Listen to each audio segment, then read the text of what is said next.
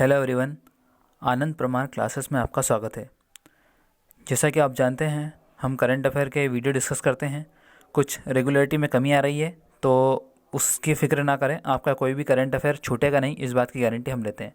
ठीक है, तो चलिए फिर शुरू करते हैं आज का बेस्ट करंट अफेयर। उससे पहले मैंने आपसे ये क्वेश्चन पूछे थे, 4 क्वेश्चन जो करंट अफेयर आपका रिवाइज़ कराने का एक प्रयास था। तो इसमें एक दो बच्चे ने इसके आंसर भी दिए, सही से ही दिए। तो ठीक है, तो इसके ये आंसर बता देता हूँ मैं, फिर हम चलते हैं आज के करंट अफेयर पे। ठीक है, तो पहला क्वेश्चन मैंने पूछा था कि वर्ष 2020 का जो विश्व एथलीट ऑफ द ईयर खिताब है वो किसने जीता था। तो ये 2 लोगों ने जीता था। एक का नाम था मार्लो डुप्लांटिस और एक का नाम था यूलिमार रोजस। ठीक है, मार्लो डुप्लांटिस और यूलिमार रोजस। ठीक है, वर्ल्ड एथलीट के द्वारा इनको विश्व एथलीट ऑफ द ईयर चुना गया था। अगला क्वेश्चन था, निम्न में से कौन से शहरों को यूनेस्को की विश्व विरासत शहरों की सूची में शामिल कर दिया गया है।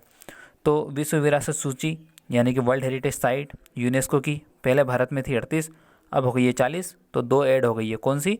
वो मध्य प्रदेश की ग्वालियर और ओरछा को UNESCO world heritage site declare कर दिया गया है। ठीक है, तो अब टोटल 40 हो गई है। सबसे ज़्यादा इटली और चीन में है 55, तो ये याद रखिएगा। यूनेस्को का हेडक्वार्टर पेरिस में है, ठीक है, फ्रांस में। और यूनेस्को के जो हेड हैं, अध्यक्ष हैं, वो है ऑड्रे अज़ोले। ठीक है, थर्ड क्वेश्चन था, नेपाल और चीन द्वारा माउंट एवरेस्ट की नई ऊंचाई, यानी कि पहले जो इसकी ऊंचाई थी वो थी 8,848 मीटर। ठीक है, जो भारत ने इसका मेज़रमेंट किया था। नेपाल और चीन ने जो नई करी है उसमें क्या हुआ? उसमें कुछ नहीं हुआ, केवल 86 सेंटीमीटर इसकी हाइट बढ़ गई है। तो 8,848 आपको नॉर्मली रफली याद करना है, लेकिन करंट अफेयर में ये आया है इसलिए आपसे एग्जैक्ट वैल्यू पूछ सकते हैं, तो 86 भी आप याद रखिएगा। ठीक है, और आखिरी क्वेश्चन था कि कोरी एंडरसन ने हाल ही में क्रिकेट से संन्यास लिया है, यह किस देश के खिलाड़ी है। कोरी एंडरसन न्यूजीलैंड के खिलाड़ी हैं, न्यूजीलैंड के महानतम खिलाड़ी थे, उन्होंने संन्यास ले लिया है। न्यूजीलैंड के ही एक खिलाड़ी ग्रेग बार्कल, जिन्हें आईसीसी का अब वर्तमान अध्यक्ष बना दिया गया है। ठीक है, तो ये भी आप याद रख सकते हैं। ठीक है, चलिए फिर शुरू करते हैं आज के बेस्ट करंट अफेयर। शुरुआत करते हैं पहले क्वेश्चन से। वर्ष 2019-20 सीजन में शानदार प्रदर्शन करने के लिए किन 2 एथलीटों ने अपनी अपनी श्रेणियों में sports person of the year का पुरस्कार जीता है। Sport person of the year, देखिए अब मैं यहाँ पे आपसे वर्ल्ड की बात नहीं कर रहा हूँ, विश्व की बात नहीं कर रहा हूँ, मैं आपसे बात कर रहा हूँ कि भारत के sports person of the year. ठीक है, जिसे डिक्लेयर किया है फिक्की ने। फिक्की आपने सुना होगा, FCCI फिक्की, इसका फुल फॉर्म भी होता है।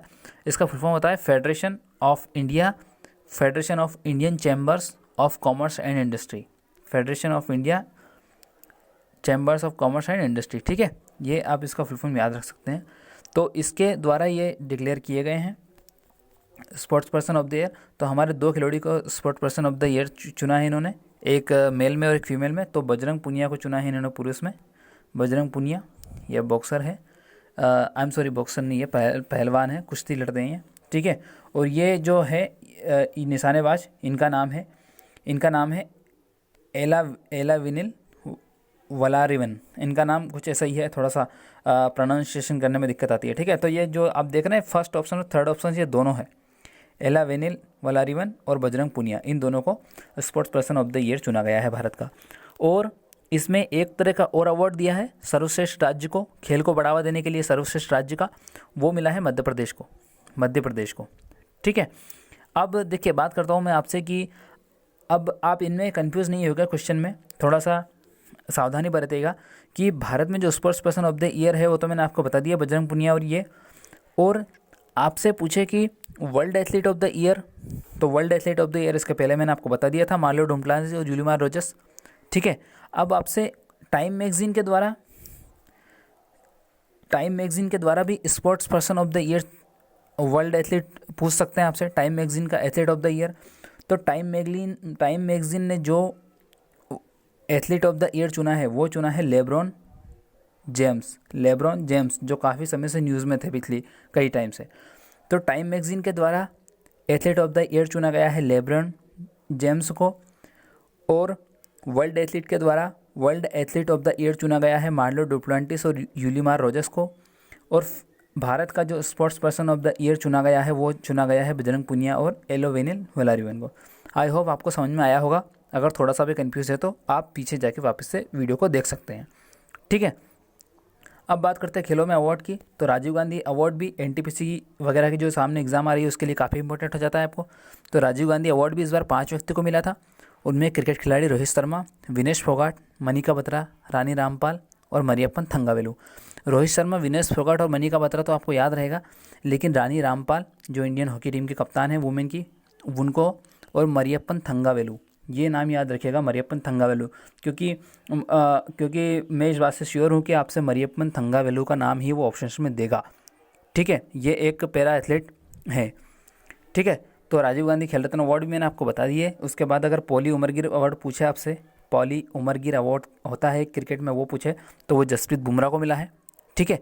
और ICC player of the year अगर आपसे पूछे तो ICC player of the year 2019 का पूछेंगे आपसे, क्योंकि 2020 में अभी मिला नहीं है। तो 2019 में रोहित शर्मा को, तो राजीव गांधी खेल रत्न अवार्ड और आईसीसी अवार्ड रोहित शर्मा को ही मिला है, ठीक है। तो याद करना आपके लिए आसान होगा। 2020 में आईसीसी अवार्ड बस मिलने ही वाला है थोड़े समय के बाद, आप वो करंट मैं आपको बता ही दूंगा।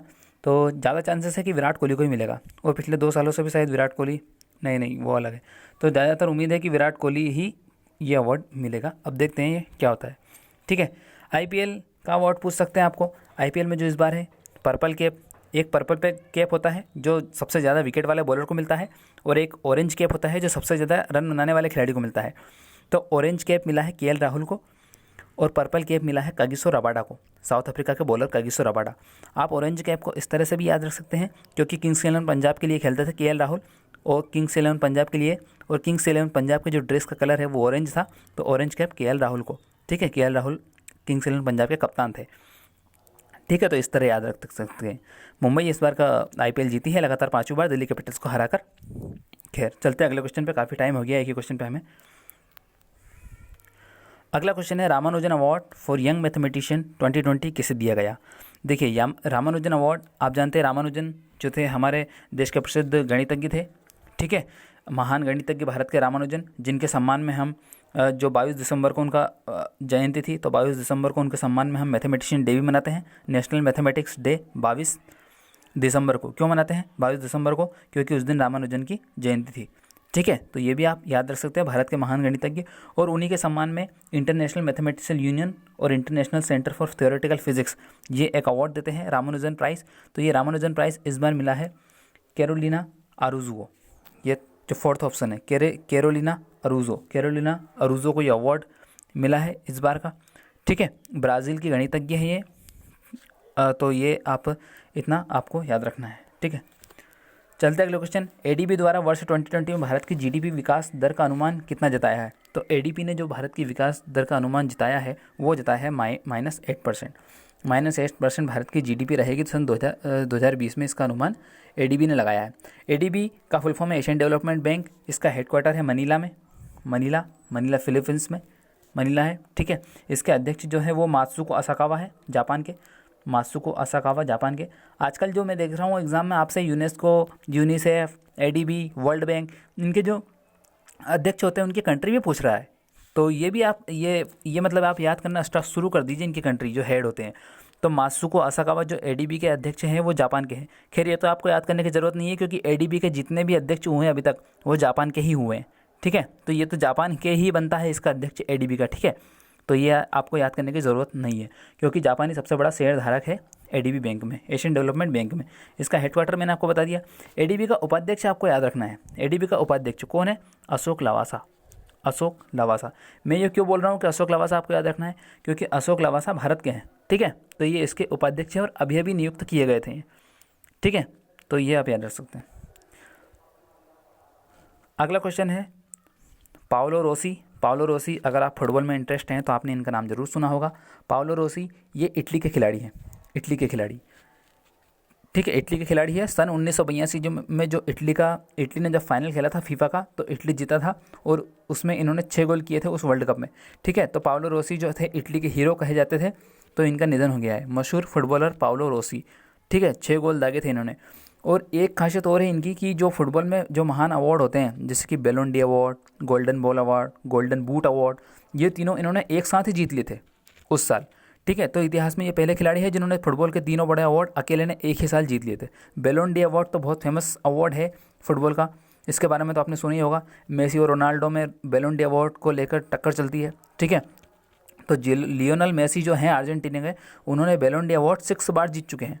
और जो 2019 में भी मेसी ने ही जीता था, रोनाल्डो ने 5 बार जीता है, 2020 में भी मिला नहीं है। जब मिलेगा तो मैं आपको ज़रूर बताऊंगा, ठीक है। तो याद रखना, पाओलो रोसी एक इटालियन खिलाड़ी थे जिनका निधन हो गया। अभी अभी एक खिलाड़ी का और निधन हुआ था, डिएगो माराडोना भी अर्जेंटीना के ही थे, ठीक है। मशहूर फुटबॉल के भगवान कहे जाने वाले डिएगो माराडोना, उनका भी निधन हो गया था, वो भी आप याद रख सकते हैं, ठीक है।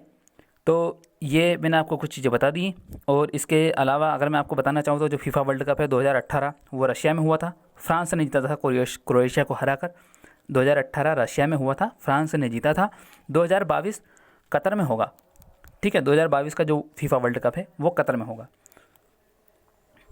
अगला क्वेश्चन है 100% ऑर्गेनिक दर्जा पाने वाला भारत का पहला केंद्र शासित प्रदेश कौन सा बना।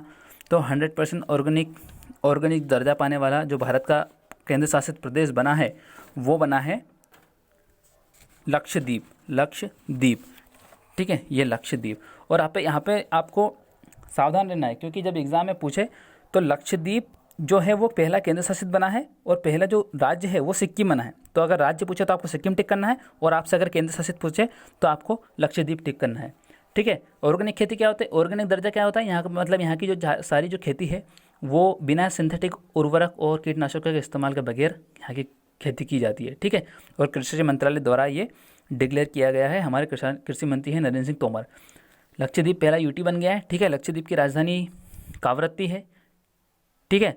और सबसे बड़ा ये लक्षद्वीप, एक क्वेश्चन और पूछा जाता है एग्जाम में कि भारत का सबसे छोटा केंद्र शासित प्रदेश कौन सा है। तो भारत का सबसे छोटा केंद्र शासित प्रदेश लक्षद्वीप ही है, और सबसे बड़ा तो आप जानते हैं अंडमान निकोबार, ठीक है। और जो यहाँ के जो प्रशासक है इसके लक्षद्वीप के, वो फिलहाल हैं प्रफुल्ल पटेल, जो दादर और नगर हवेली और दमन दीव के भी हैं।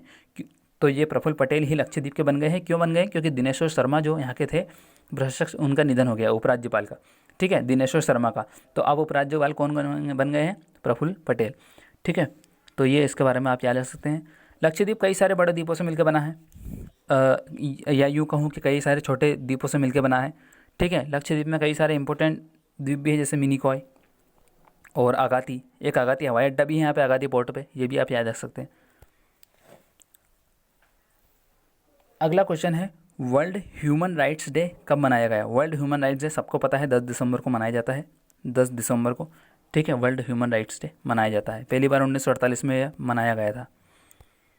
इसके बाद अगला क्वेश्चन है यूनिसेफ दिवस किस दिन मनाया गया? यूनिसेफ का फुल फॉर्म काफ़ी इंपॉर्टेंट है, United Nation International Children's Emergency fund.